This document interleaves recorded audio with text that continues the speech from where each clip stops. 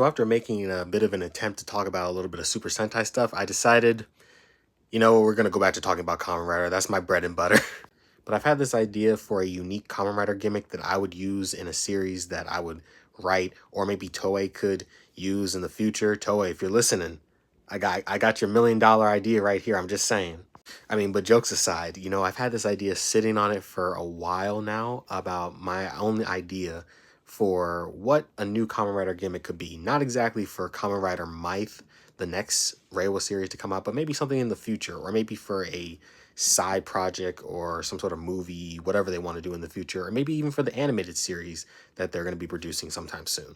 Future ones, I mean. And I decided to look outside of Kamen Rider because even though there have been a lot of unique gimmicks like Kamen Rider G, for example, which was a promotional rider for a decade using a wine bottle and then, game cartridges with Exade and USB drives with double coins with O's, stamps with Revice, so many different gimmicks, even Gochisos with Gav. I was thinking to myself, what about little collectible dolls or figures, I guess. And that's where me looking outside of the series of Kamen Rider came into play because I was thinking one of the few Ultraman series that I've watched is Ultraman Ginga, and they had these things called Spark dolls. Doddles? Oh, geez. Of course, this isn't a Spark doll. This is a figure of Kamen Rider Legend. But basically what I'm trying to say is that what about collectible dolls that can be scanned just like the Spark dolls from Ultraman? And I know it would sound like copying, but I mean, Tokusatsu reuses a lot of different gimmicks like cars and stuff. And even Ultraman, some of the Ultraman that I've seen a little bit of have used cars before. So honestly, this will be nothing new.